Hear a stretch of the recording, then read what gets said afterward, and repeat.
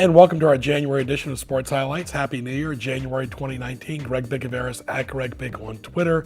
Glad you're with us for our show since February of 1992. For more, log on to nnpstv.com. Our show airs on Mondays at 7 a.m., 2 p.m., and 7 p.m., weekends at 9 a.m. on Cox Cable 47, 517, and on demand 24/7 on nnpstv.com and YouTube. It's a pleasure to talk to Giovanni Hales and Seth Neatola, both Menchville football players, sophomore and junior. Good to see you. Yes, yes. Giovanni, how did you get involved in football? I was 5 years old. My mom didn't want me in the house all the time, so she just threw me out there. I cried for a little bit, but I started loving. My older brother was playing it for a couple years, and then when my age came, my parents asked me if I wanted to play, and I was like, sure, and I've been in love with it ever since. Right. Hasn't always been easy for you guys at Menchville, but the game that we did against Denby was special. Yes, because we just knew that they're not better than us, and we're stronger physical. Yeah, it was, we just saw that all the games we had were close, and then all the Denby's were like blowouts, so. Right. The only game that really was not close for y'all was the Norcom game, right? And Phoebus. Yeah, Phoebus, right, of course. But when you had the game on TV, a lot of your friends and family members saw it, and they even picked up on your new nickname, the Hailstorm, right? Yes. From the TV game, right? Yes, they picked it up. Everybody says it. Oh, they all say the Hailstorm. You kind of like it? Yeah, it's cool. Very nice, very nice. Talk about your position you played, and what are your goals for the offseason? As a linebacker, I'm just working on getting stronger and faster while keeping my speed while gaining more weight. So this offseason, I'm planning to go to a lot of college camps like UNC, UVA, Virginia Tech, and then I'm going to try and hit up the Nike Combine and see how far I can go from there. Running back, just trying to work on my speed and my catching. But we didn't show a lot of catching this year, but trying to work on that. And like he said, hit up colleges, go to camps, get known. You had to improvise a lot this year because the line was, hit or miss sometimes, but you always found a gap. Yes. Last year, 9th grade year, I didn't do as well. So 10th grade year, I just worked on my vision because I know some of our line is young, and most of the people out here in the PD are older and stronger. So sometimes my linemen get blown back, so I just got to find a hole. Right. Now, as far as your team, it was just about closing the deal. That should be the goal for next year because y'all were close this year. I mean, it wasn't a great record, but like you said, every game was close except for 2 games. So y'all are really closing the gap. Yeah. What do you need to do to get over that hump? I mean, it's just a team mentality. Like everyone has to want it just as much as me. It can't just be me or Gio wanting it. It has to be the whole team. It needs to be the whole team if we want to start closing the deals and winning. Right, and you know this, Hale, that takes 4 quarters. I mean, you got to close the deal, right? First quarter, second. You can be ahead, and then all of a sudden everything can change in the fourth quarter. Yes. It's just we have not a lot of people on our team, so many people play both ways. They get tired. We just need to work on saving our energy and finishing, beating teams first, second, third quarter, and then fourth quarter, just stopping them. Yeah, basically what he said, but it's just Mindset. Yeah, mindset. I'll say this, in all the years we've done Menchville football games, that was one of the better games on TV. And I'm sure y'all got a lot of compliments from that game because that had to make the school spirit when they saw it on TV, they saw your replays, and everybody was proud. I know your family was too.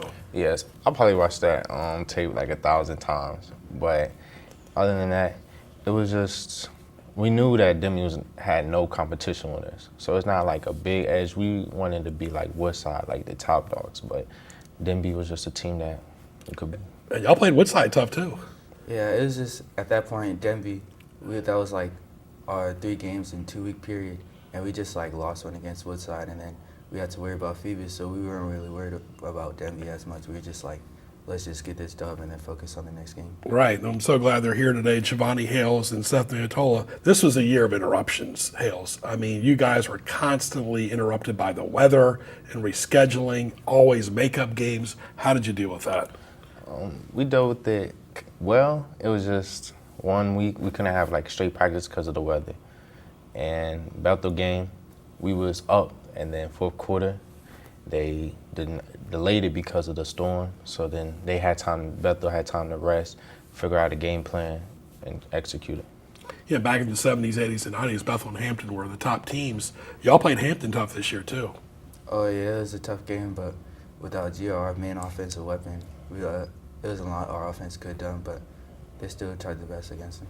Talking football in our first segment, how do you balance academics, athletics, and activities?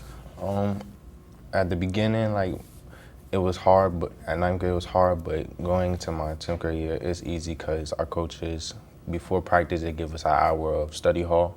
So we study, and they tell us it's up to us if we want it. So if you want it, you got to do what you got to do. Academics is a priority. Colleges, they don't just look at your athletic, also academics, so I make academics a priority. Talk about your coach. Of course, he's no longer the coach, Ray Savage. I know everybody liked Ray. Yeah, that was like our father figures at football. But, I'm still going to stay in contact with him. And that's just part of football. It changes. Yeah. It changes in college, changes in the NFL, too. Talk about Ray. He's a huge part of just how I got better and how I got adjusted to football. I started as a freshman. It was like a big deal, but Coach Sav, he really helped me and like told me the things what I needed to do, and I got used to it. I look up to our coach Ray Sav, and right, of I hope course. the best for wherever he goes. Sure, of course. He played at work, kind of like you as kids, and went to UVA, played for George Welsh. What are your college goals? Now, you still have a few years left, but have you started thinking about colleges, and what team do you like to watch the most? Oh, my favorite team's Alabama. Roll Tide. Yeah, they struggled against Citadel, though, didn't they? A little bit. Yeah, a little okay, bit. But yeah, hopefully, I told my peoples that I don't want to stay in Virginia for college, but I'll take any offer. But I just don't want to stay in Virginia. I want to go out and like explore different places. Right. Of course, Metchell's had some alumni that have gone on. Altoon went to Wisconsin, played for the Jets, and of course, David Macklin played for Penn State and the Colts. What about you as far as college? Any college would do. I only need one. Right. As far as scholarships go, it's just I look at football as using it as a vehicle to pursue my education. Right. But any specifics, I don't know. I like West Coast colleges, Sure. Pac-12, because I have a lot of family out there. Right. What's your favorite subject? Probably math. Advanced physical sports, Very good. advanced team sports. Very good. What's your advice to give to a kid that wants to play football for Menchville? If you're ready to be physical, if you're ready to advance, or be in a good program that's working on getting in the playoffs, come. Football's not for everybody. Right. You're right. You're exactly right. Tell it like it is. Of course, thank you guys for being on the show today. Giovanni Hales, Seth Niatola, both Menchville football players, both coming back in the fall of 2019. Thank you for your time and your talent today and for being good role models for the other kids and adults as well. Thank you. All right. Stay tuned for our next guest, Bill Broderick. He's the head women's basketball coach, very successful at Christopher Newport, the Lady Captains. Stay tuned.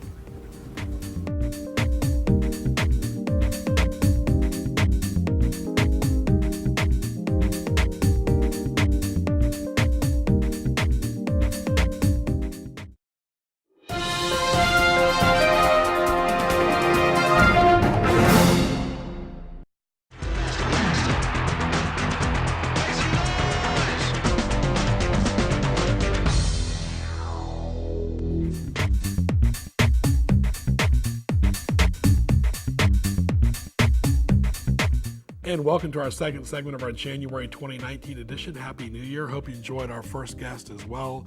And our second guest, Giovanni and Seth from the Menchville football squad. Let's talk to now Bill Broderick, the head women's basketball coach at CNU. Bill, good to see you. Thank you for having me, Greg. Appreciate it. 7 years you've sustained. Yeah, it's been great. It's gone really, really fast. It's even saying seventh year is it seems amazing that I've been here that long already. Yeah, one thing about CNU, they've always had stability, whether it was Kelchner in football or CJ in basketball. You've really brought stability to the women's basketball program, much needed stability. Yeah, it was. We had a little bit of a turnover before I got here, but they've always had a pretty good program and good stability. And now, I always say we had a really, really good program, and we're just kind of trying to take it to that next level and make it a great program. I'm sure you've heard stories how Christopher Newport was a college, is a small little school. Now you can't help but miss it when you ride by or see it on Warwick Boulevard. It's humongous. Yeah. It's, President Tribble and his staff, they've just done an unbelievable job. It makes my job a lot easier. I always tell recruits, if I can just get you on campus, get a chance to see it, it really speaks for itself. Being less than 5 miles from the closest beach doesn't hurt. But all the facilities, everything that we have to work with, the support of the university really makes it an easy sell for us once we get the kids on campus. Absolutely. And of course, I always say as long as the coach is comfortable, has a program is organized and consistent, that helps the entire team, the younger players as well. Obviously, you get to a point in life you don't want to constantly move either. It's also quality of life too, right? Yeah, absolutely. I just finished my 25th year of coaching. 11 of them were at the Division I level. And so, when I was at University of Arizona, University of Pittsburgh, it's great you're at that BCS level, and it's a lot more lucrative, but it's also a lot more volatile. And so, being here and, obviously winning's important, but it's about a lot more than winning for us. And, we've had, every semester I've been there, we've had over a 3.0 as a team. And so that's, not something that previous programs have been able to say. So we won a lot of games, but I'm equally as proud of that. I don't care what sport it is or what level it is, it's never easy to win on the road. We even say that in high school too as well, or college or the professional sports. When you were at the BCS level, you were traveling a lot by plane. Here you're traveling a lot by big bus. Talk about the dilemmas of going on the road. Yeah, it's difficult, especially the weekday games, because all of our weekday games are usually between about 2 and 4 hours, and they're up and back trips. So, they're still in that class setting, that class mindset, getting everybody there, getting on the bus, getting a pregame meal, and then, trying to decompress a little bit to get ready to play. And then once the game's over, you got to get back on the bus. You got to get back and, get them home in time so that they can get up for class. So it's definitely a little bit of a struggle. I'd much rather prefer the friendly confines of the Freeman Center. But I think also there are a lot less distractions on the road as well. And I actually enjoy in the NCAA tournament when we go. You love to host, but once we've moved on, just being on the road and a lot less distractions from friends and significant others and even parents and stuff. So there's some pros and cons there, but it's fun too. There's a lot of fun things with traveling. And you mentioned the NCAA tournament. You've been several times. Yeah, we've been very, very fortunate. I've been blessed to have great players and great assistants, great support from our staff. And we've been able to, I guess in my first 6 years, we've gone 5 NCAA tournaments, 3 Sweet 16s, an Elite 8, and a Final 4. So we get into the NCAA tournament, it's always an accomplishment, but then to make 5 runs in a row is pretty special. And so our ladies work hard, and they're really true student athletes. You see a program like Duke's men's basketball team, totally different class every year. You barely recognize the names. While at your level, they stick around for 3 or 4 years. That makes it a lot easier because you've been at both ends. Yeah, I like it a lot better. I think it's definitely tough. I've coached at junior college, where you only have them for 2 years if you're lucky, and constantly turning over. And I think one of the things that's made our program very successful is our system. We've had a lot of good players, but we haven't had really any All-Americans or really even All-Region players. So we tend to be really do everything based on our entire program. And I think that really helps us with our consistency. Who are some of the players that have stood out for you over the last 7 years? Yeah, I've had some great players. The only All-American that I had an honorable mention All-America, Tia Perry. Was originally from Goldsboro, North Carolina, but was a TAB graduate, which was great. And she had a great career with Nicole Mitchell, was a great player for us. Camry Green from Richmond is only one of 2 players in school history to have 1,000 points and 1,000 rebounds. And she actually missed half a season with a knee injury. And, so I would say those are probably some of the top players that I've coached since I've been here. Most of it now has been really do it by committee. Last year we were fortunate enough to be 19th in the country in scoring. We almost averaged 80 points a game. And, there's 451 women's basketball teams. Yeah. And we did not have a single player average double figures. Wow. So when you think about that, we usually play 10 to 12 players and just really, really try to wear teams down. So I've had a lot of really, really good players, but like I said, we don't have anybody playing more than 24, 25 minutes a game. Very selfless, I would say. Very selfless, and Yes. that goes into our recruiting. Sure. It's really hard sometimes to recruit that kid that maybe scores 30 a night in high school and is used to doing all those things to get them to buy into, open shot's the best shot, and we don't shoot contested shots at all. It's got to be 2 seconds or less on the shot clock if we're going to shoot a contested shot. We had a lot of Menchville guests earlier on today, and of course Karen Barefoot, she went to Menchville, she went to Christopher Newport, she coached the apprentice school in Old Dominion, North Carolina, Wilmington, but everybody's got their own style as well, your own coaching style. Where did you get your coaching style from?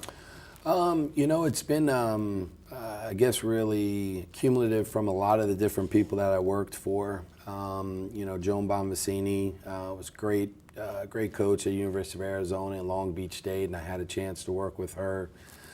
Tracy Waits, who I worked for at University of Pittsburgh, played at Georgia, was runner-up national championship. One time we had her and I had lunch with Pat Summitt one time at the Final Four, and Pat said, your head coach is one of the 2 best defenders I've ever seen. And so I think when you look at our teams now, we're so defensive oriented that a lot of that came from her.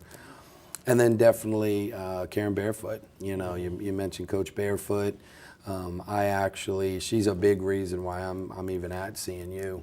I worked for her at Elon and really helped her turn that program around. I was there with her for 2 years, and I actually was kind of on my way to East Carolina. I had left Bucknell. I was on the way to East Carolina, and she asked me if I would interview at her alma mater. And so at the time, I really wasn't even thinking Division III. I went to a Division III school, Frostburg. It just kind of wasn't where my mindset was at the time.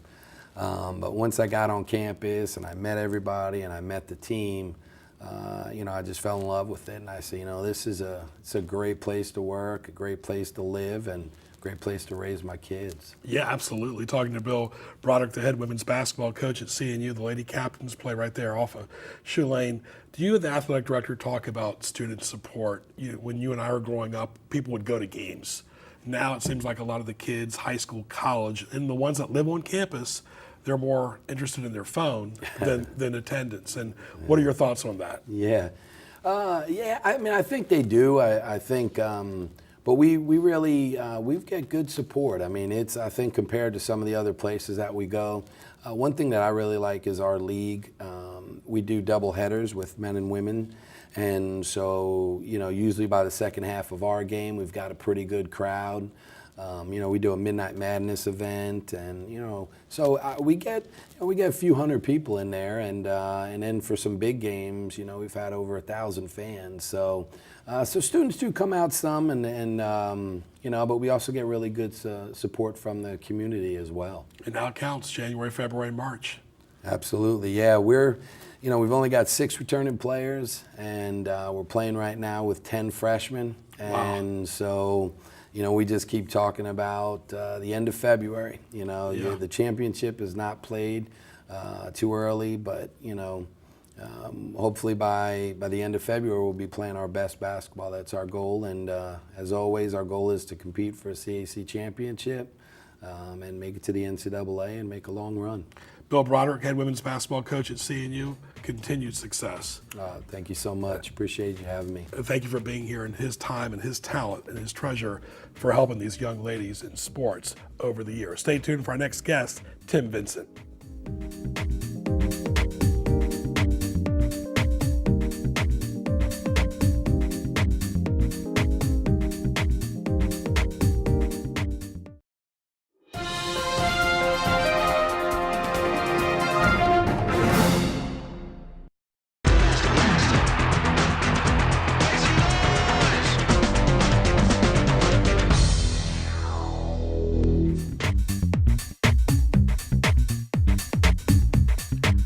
And we've had all types of segments the last few shows, high school, college, kids, everything. But I tell you one thing, folks, very excited about our next segment. It's Tim Vincent from the Tidewater Fencing Club. Good to see you, Tim.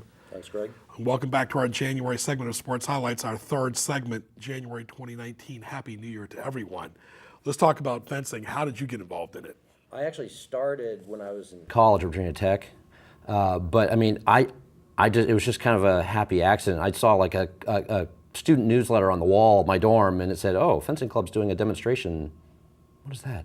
So I went, and I've been hooked ever since. It's been 20 years for me. Well, you talk about it, let's say the average novice person has watched Star Wars, and you see some of this epic lightsaber battles, let's just say between Darth Vader and Obi-Wan Kenobi. How similar is the technique to that? Not so much. Okay. Yeah, fencing it's definitely a sport. It's definitely been modernized. It's been, the fencers themselves, as well as like even the rules of the play, that kind of thing, are all very geared towards it being a sport rather than two people fighting each other. But you talk about the equipment. Let's talk about it, because that's, you look at it and say, wow, a football player's got gear on. How do you prevent a stabbing? Well, I mean, like a lot of the sports, football, hockey, for example, those are the two probably best examples. They wear a lot of padding, a lot of heavy duty, sturdy padding. We just wear cloth. Wow. We're just wearing multiple layers of like durable, like heavy stitching cloth. I actually wear a jacket and fencing pants that are actually ballistic nylon. So yeah, we're not wearing much. it's not a lot, and we're hitting each other with metal sticks. Right. But the metal sticks bend, they flex, they're not sharp, nothing sharp, so it's all safe sport equipment. But yeah, still, at the end of the day, you can end up with bruises. Right, and some red marks too. Yeah, oh yeah. I mean, I was thinking, how do you prevent, facial and teeth issues? Oh, and that, of course, yeah, we've got probably the sturdiest piece of equipment we ever use is the mask that covers our head and our face. I mean, it's a metal bucket, essentially. I mean, the first ever hockey goalie to wear a mask in a game was actually using a fencing mask. And that's how sturdy they were. So yeah, I mean but yeah, we do use that more than anything else. And like anytime we have any activity at our club, for example, you can't be doing anything with one of the blades if you're not wearing a mask. Right. Doesn't matter what you're doing. You could just be standing there holding it, and you're really still not supposed to be doing anything with it if you don't have a mask on. Well, talk about your club. Talk about the ages, men, women. Talk about it. Well, I like to tell people that fencing is for everyone. All ages, both genders, or all genders, I should say these days. It's just everyone, all shapes and sizes. I mean, our minimum age is 8. We don't have a maximum age. We have people in our club right now who are in their 60s still fencing. And we've had, probably about close to 10 people in the club right now that are 40 plus. Wow. So yeah, and yes, we've got, it's all ages. We've got a bunch of kids that are at it, going crazy, loving it. And the youth program is huge. That's definitely, you want to get people started early, and that way they love it growing up. We're talking fencing here with Tim Vincent from the Tidewater Fencing Club. And the session, how long does a typical session last for? Let's say if you and I were to do some fencing now, how long would it last? Is there actually a time limit? Well, for an actual competition, there's you call it a bout, one-on-one, one person versus the other, and there's actually 2 versions of that. There's basically It's kind of like group play in soccer, or like the soccer format where you've got group play first and then elimination play second. We have the same kind of thing. During the group play portion, we call it pools. It's 5-point bouts within 3 minutes. Now that's actual fencing time. When you stop, the clock stops. Right. But yeah, so 3 minutes, up to 3 minutes, and whoever scores 5 first wins. How can the public watch you? Right now, that's still the biggest barrier for us, is getting us out in the open and people Right. being able to see it. Because yeah, even during the Olympics, I mean, this is an Olympic sport. Right. This is one of the original 4 Olympic sports. Absolutely. And during the Summer Olympics, which is where fencing is, you can barely find it on TV. You're lucky to find it on TV. Usually the best you can do is stream it on the internet. During the live, fencing. Or watch it on YouTube. Yeah. Otherwise, you have to watch like replays. And there's so much out on YouTube. I mean, there's entire channels dedicated to it on YouTube. So it's great, you can see it there. Right. But live is really difficult. Yeah. And I take it, Tim, you have to be in pretty good shape, and you have to have good footwork too. Yes. People tend to think, oh, sword, big heavy thing that I have to go Conan Right. the Barbarian and just. Right. But fencing is all about leg strength. It's all in the legs. It is definitely a leg dominant sport. The do's and don'ts of fencing. Well, the don'ts, I already said one. You shouldn't be doing anything if people aren't wearing the proper gear, especially the mask. There's a lot of don'ts in fencing. We actually have a lot of rules about behavior and actually even the equipment. There's rules. You can't have things that are a certain way. Some things, it's like accidental stuff, like, oh, I accidentally ran into my opponent. Okay, I'm not supposed to do that, or whatever. But I tell people basically all the rules that we have, half are because somebody got hurt, and the other half are because somebody was cheating. Somebody was finding some way to get ahead, so we have various rules, like you can't have radio communications, stuff like that, So, but yeah, there's a lot of don'ts that we have to make sure people are aware of. But the do's, I mean, the one thing I always tell everybody is, first and foremost, just have fun. Yeah. I mean, it is so unlike any other sport on the planet. I mean, I tell people in the do's column, this is the sport where you're supposed to hit the other person with the stick. Yeah.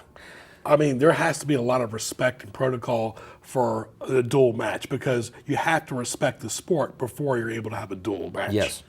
And Is it always one-on-one? Yes, it's always one-on-one. There are team matches, but even there, it's still one-on-one. It's just, okay, you've got this team, and one person at a time, they face off, and it's a cumulative score for the teams. But yeah, it is always one-on-one. And the other thing is, in terms of the respect, the first thing that we teach everyone is how to salute. How do you? When you have the weapon in your hand, you just hold it in front of your face and you motion at the person. And we tell people it's not just a good idea, it's a requirement. If you don't do that, you get kicked out of the tournament. Right. You're gone. You're not showing respect for anyone there. So it's like, because you salute your opponent, salute a referee who's there judging you, both. Because it's an honor to do this. Yes. Well, you talk about how somebody get involved in the Tidewater Fencing Club. Well, I mean, we run beginner classes year round. We also run, actually, we call it our Intro to Fencing class.